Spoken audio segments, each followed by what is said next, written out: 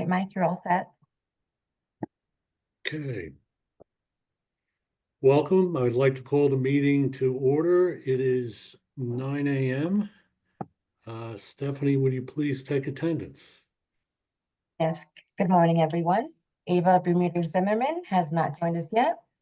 Ellen McKitterick, Present. Alice Pritchard, Present.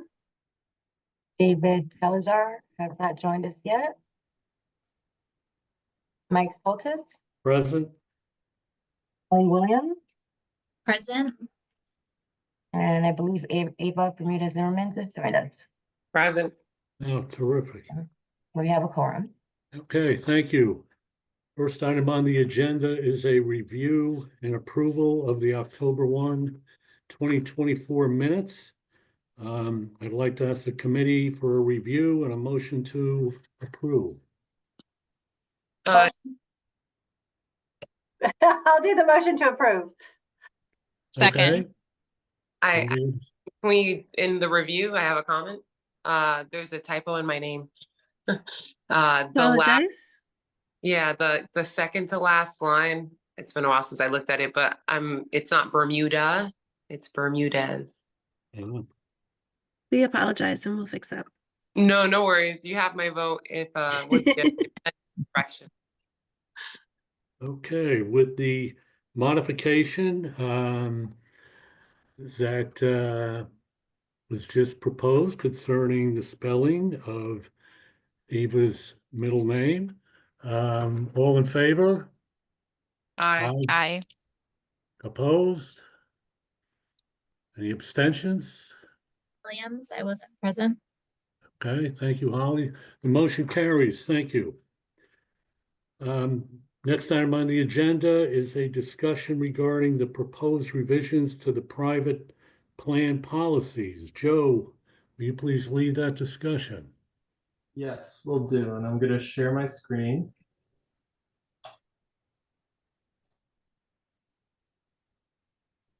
You can see your screen, Joe.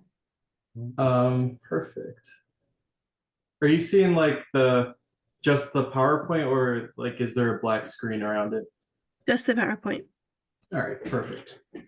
So as Mike said, these are the recommended changes or the proposed changes we're making to the private plan policies and procedures. There's 4 main topics. They're all relatively small modifications to the policy, but I'll go through them one by one. The first one is on terminations. So with a private plan, if you're planning on terminating it and returning to the public program, currently we need 90-day notice of that termination. We're changing this, or we're proposing that we change this to a month. This will align closer with approval timeframes as well. Typically, you have to, in order to approve a private plan, it's the first of the month prior to the effective date. So again, this would just align with that and eliminate the 90-day burden in some ways, which has been tough on some groups, particularly if they don't get the votes that they need for the private plan, and then it's within the 90 days typically when they vote. So again, this would just align everything a little bit more closely. In terms of the exemption timeframes, just a note, typically a private plan is approved for a 3-year exemption period. The only modification we're making here is that if a plan requests a shorter amount of time, which they can do today, but if they request a shorter amount of time, then it has to align with the end of the month prior to a calendar quarter. So for example, if the effective date of the plan was April 1st, then the day prior is when the plan would technically terminate if that was the requested time frame. The reason why this changes, or the reason why we're emphasizing this change a little bit, is for there not to be any confusion about the actual approval timeframes, and for it to closely align with our calendar quarters that we have today with effective dates. So basically, there's 4 periods during the year when a plan can be approved. In terms of the surety bond, If you have a self-insured plan, you're required to have a surety bond with and submit a surety bond as part of your application, and you are required to also renew that annually. What this language does, or the language that we're proposing in the policy, is it solidifies or emphasizes a little bit more the need to certify that coverage amount on an annual basis. What we're seeing is a lot of folks just renew the surety bond they did at the beginning when they were first approved for the private plan, but ultimately not renewing it year to year based on their coverage amounts. And that's really what's key here, is the coverage amount should align with the surety bond. Further, we're emphasizing the fact that the surety bond should align with the anniversary date. So if your plan is a 1/1 plan, then the surety bond should run for a year. So from 1/1 to December. But if the plan is a 4/1 plan, it should really align with the coverage year. So 4/1 through the end of March of the following year. And then the last modification is related to safe leave. So again, this was a statute modification for October 1st of 24. So simply the language in the policy is reflective of that change, which is the addition of really safe leave as a terminology. Before it was just kind of listed as family violence leave. And then the sexual assault component that's added to that as well. Just as an update as well, in the exclusion section, if you're on workers' comp, you're excluded for CT paid leave, but you're not if it's compensation provided by the Office of Victim Services. So we added that bit of language there as well. So I know I went through that fairly quick. Any comments, questions on anything I reviewed? Any comments or questions for Joe?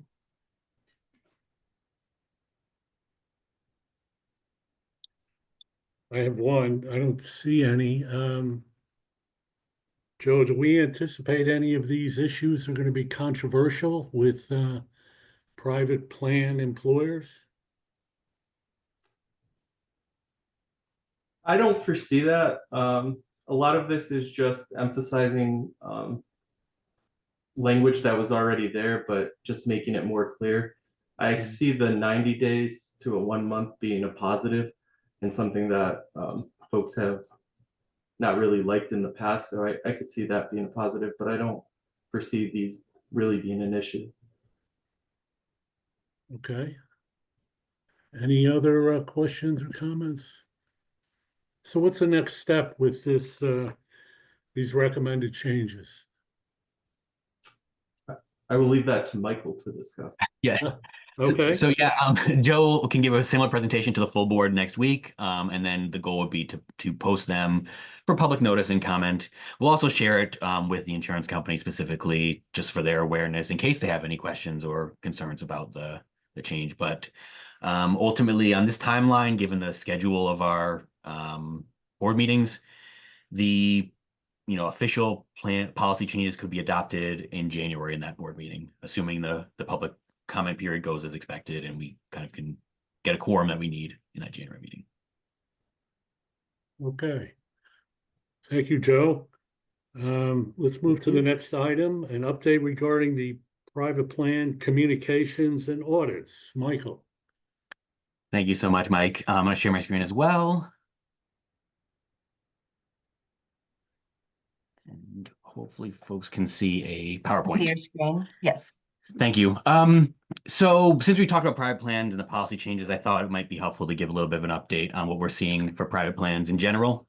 Focusing on two aspects of it, communication and our private plan audits. I'd say in general, report card is we're doing well. I think the private plans are doing what they're supposed to by and large. Compliance is, well, not 100%. I think it's certainly, there's no bad action that we've seen or anything like that. It's just sort of certain deadlines are being missed. One of the things we want to focus on in the upcoming year is, I don't know how to phrase it, like the administrative type reporting that's necessary under a private plan. So this could be, Joe mentioned it in the private plan policies, the surety bond, the need to renew your surety bond on an annual basis. Could be the annual report we require each year. It could also be the finalized insurance document that's necessary sort of shortly after the approval period. Those sorts of requirements that are part of private plan compliance, we want to emphasize in this upcoming year. I'm sorry, also- Michael.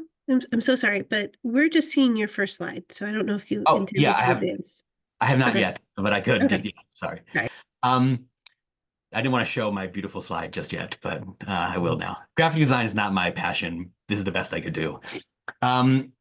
The other thing that we occasionally get is most people handle the renewal process, which Joe touched on a little bit earlier, well, but we do occasionally get requests for extensions of that renewal date and the deadline for renewing their private plan because they sort of didn't get our notice. They didn't realize too late there was action there that was necessary. I think ultimately what we've learned is, having policies and regulations is important. Having it on your website is important, but there's also more you can do if you really want to get 100% compliance. And we think that's about communication. So we certainly have most employers following the rules, but we aren't setting up all employers for success if we're not sort of reminding of those requirements. And taking a little bit of action on the reminders can save us a lot of headache on the exceptions and extension requests. Also, another side issue we're running into sometimes that hopefully can be solved with the communication plan is employers who they have a contact with us in their account, that contact leaves and they never replace them with a new person. So I think oftentimes employers who have a private plan approved, they get their approval and then they think, oh, I'm sort of done with Connecticut paid leave for a few years or a few months, and we're not top of mind. So maybe we think the communication will help us sort of make sure they're aware of the program, and maybe when they leave the company, they remind their employer, "How you need to replace me for your account contact." So this is a display of sort of the timeline of a private plan, very basic level. There are sort of 4 dates on any year that a private plan can be effective because we do it on a calendar quarter basis. I just happen to choose 2.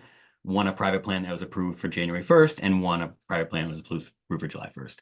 You just see very basic, the approval notice, the effective date, and then it expires 3 years later. So under our current communication plan, this is the general communication we send out. Besides the approval notice, we also have in green these annual report notices we send out usually at the beginning of February, reminding them that they have an annual report due in May. And then, using the first example, you can see the red dots are sort of the termination notices. We send a notice 6 months prior to their plan, terminating. We send that notice to both the employer and their insurance carrier, reminding them that there's action that's necessary on their part to either renew or return back to the public program. We send a 4-month reminder, 4 months prior to that expiration date. And then either they've renewed and we've approved their new plan, or if they haven't, about 15 days prior to that expiration date, we welcome them back to the public program. And then there's also even an annual report requirement after the plan potentially terminates, just because the plan was enforced in the prior year. So this is sort of the current communication schedule. We also have quarterly newsletters that provide sort of helpful information, FYIs, but it's not tailored to that particular employer. So it's not telling you, you have to do this on a certain date. I didn't want to put that on the chart because it sort of muddies it up a little bit. You can see there's a lot of gaps in here. So there's opportunities for us to have more outreach to that employer. So I'm going to share what we want to do next. And I'll walk through it. It's basically 4 new notifications and processes that we're going to put in place. And I'll start on the left. The bold and underlined is the new parts. So one of the things I mentioned earlier was that final insurance document. Private plan applications, during that process, they can submit a draft or sample version of their insurance policy. And that's the most common way to do it because most insurance carriers don't issue the policy until after the effective date. So we do require them to follow up after the approval and after the effective date to both provide that finalized insurance document to their employees and then provide us with proof of it through their account. That's always been a requirement. We tell them about that at the approval notice stage, but we don't follow up with them to remind them and then check that they've done it every single time. So we're going to formalize that process now. So 90 days out, we'll remind them they need to upload it, and then 120 days, we'll confirm that they've done that. That's the first additional communication process. The second is the bullet in yellow that Joe mentioned applies to self-insured plans. It's an annual reminder to at least check your surety bond to make sure it's still valid and it truly reflects the upcoming year's worth of wages that employees will pay. Because wages can change from year to year, we want to make sure that the amount on the surety bond reflects that change. A lot of surety bonds will continue to go. They don't need to sort of get a new bond, but they would need to confirm the amount. So we'll have a process in place for that. And if they do need to adjust the amount, remind them to share that new bond or amendment to their existing bond.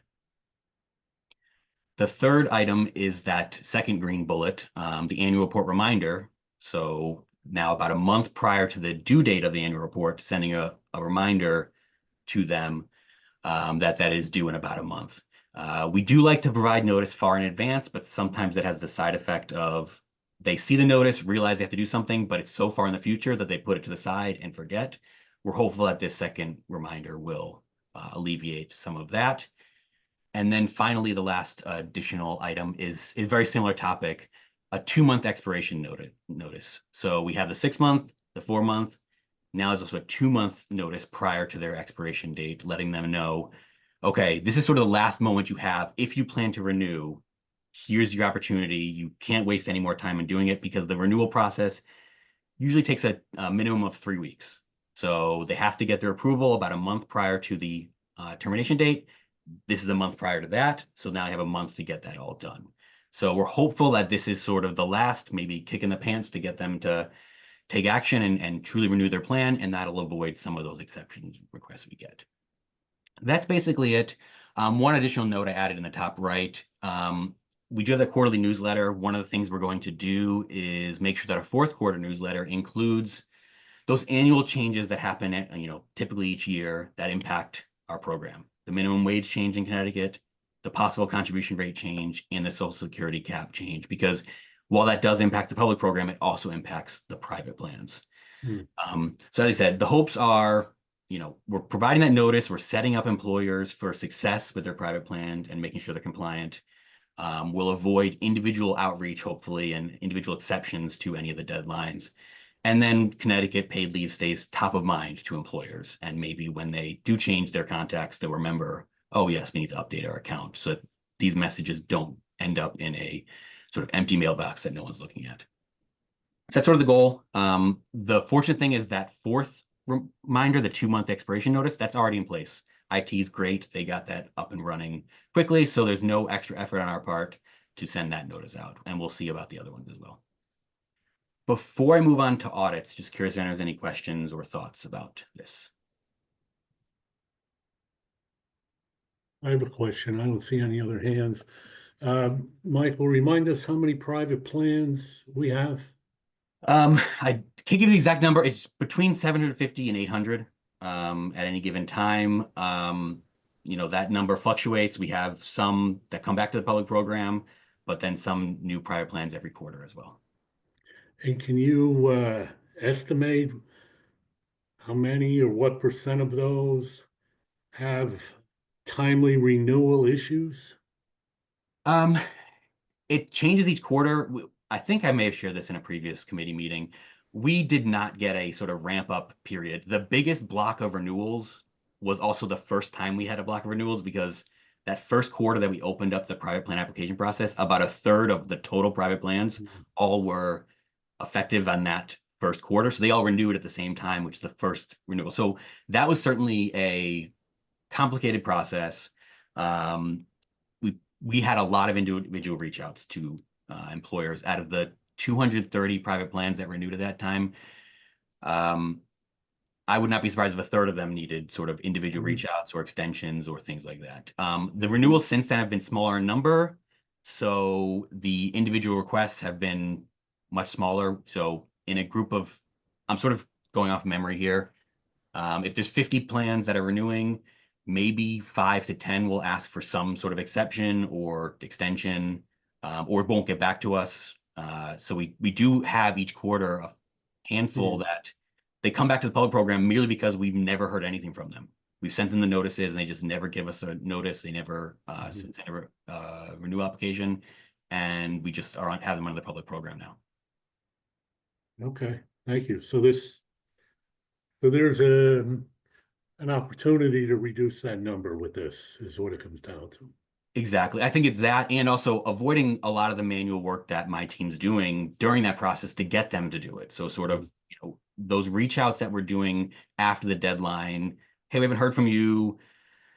Do you intend to renew? Do you intend to come back to the public program? We really need an answer. You're sort of out of time. We should reduce a lot of those as well. Any other questions for Michael on the communications plan? Also very briefly, much Okay. shorter than that one, I can talk a little bit about audits. Similarly, I think we've had success with the audits. Just a little bit, a few details about it. We've launched 14 audits in this current calendar year, which is up from 6 last year. The results we've seen on the audits is similar to what we had on what I just talked about on the compliance with the requirements. There's some things missed, minor things missed. No ill intent, no sort of truly malicious employers who are trying to circumvent the rules. It's just sort of minor slip ups. And the goal of the audits is really just to get employers into compliance. It's not about punishing them. It's about making those corrections so that they're good going forward. We have additional team member, Catherine Russo, joined us last month. Currently, we have 4 folks who work on the audit team. All of us are doing it as sort of one of our responsibilities. Catherine's joining, and it's going to be her primary responsibility. So we're going to be able to do a lot more audits and maybe be a lot faster in processing these audits, which is wonderful news for us. Catherine's great. I'm so happy she's on my team. And the goal is really about continual process improvements. We've made changes to how we do kickoff meetings and introduced the concepts to our audit participants. We've also decided to implement elements of the claim process meeting where we talk individually with insurance companies and make sure we understand their process at the beginning of an audit so that we're speaking the right language and we sort of understand what they're doing, and we ask for the right documents over the course of the audit.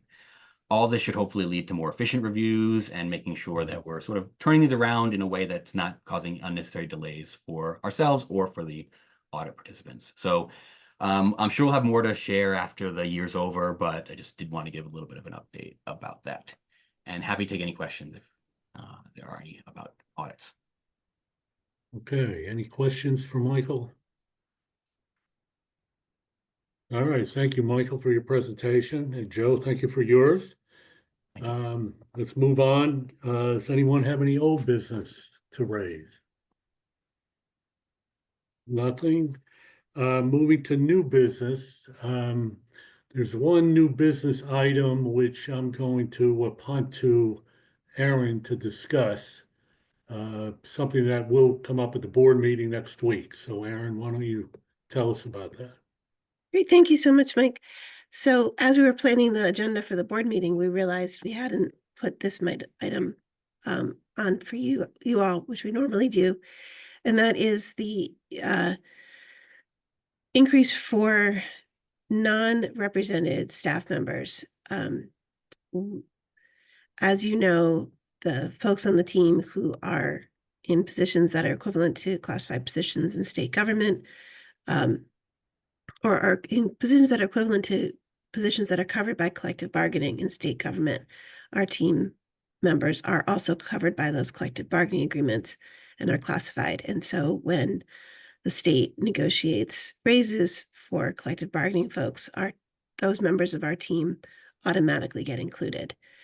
But when the state establishes a E-item, is it still an E-item? I can't remember. That provides those raises for non-represented folks, that doesn't cover our non-represented staff. So the board needs to separately approve raises for the non-represented staff, which is a long way around of saying that in January, non-represented staff in state government will be receiving a 3% raise as long as they have a satisfactory or better performance evaluation. We will be asking the board to vote to provide that to our staff as well. This is really a matter of just equity. As far as I'm concerned, we really don't want to have different outcomes for the staff depending on whether they're bargaining or not. So that's kind of what we plan to do. The E-item that DIS and OPM issued last spring covered both the spring COLA and the January annual increase. So from the state perspective, it's a done deal. It's just something that we will be asking the board to address. But we wanted to just make sure you all knew about it in case you had any questions in advance. Any questions for Aaron? Aaron, can I just ask, what was our language in June or whenever because we did follow the state in June, correct? Right, we did, but we just specifically addressed it as far as the COLA was concerned, instead of saying we were going to approve in June both the COLA and the AI. Okay. So maybe next go around, we could do this as one sweep if the state has done one. Yeah, I mean, I think that's the question for the board is do you prefer to be able to make these choices sort of one at a time, or do you want to just kind of get it done all at once when the e-items get issued? And then with regard to the COLA, the past practice has been, although it doesn't have to continue, that the CEO gets the COLA automatically, but then any AI is separate. So what I'll be asking the board for in November would apply to the staff, but not to me. Okay, any other questions or comments? Okay, thank you, Aaron. That brings us to our last item of adjournment. May I have a motion to adjourn? So From moved. someone? Thank you, David. Second? Second? Okay, all in favor? Aye. Any opposed? Any opposed? Any abstentions? Okay, the motion carries. The meeting is adjourned. It is 9:27. Thank you for your time this morning. Enjoy the rest of your day. Thank you, everyone. Everybody. Thank you. Yeah.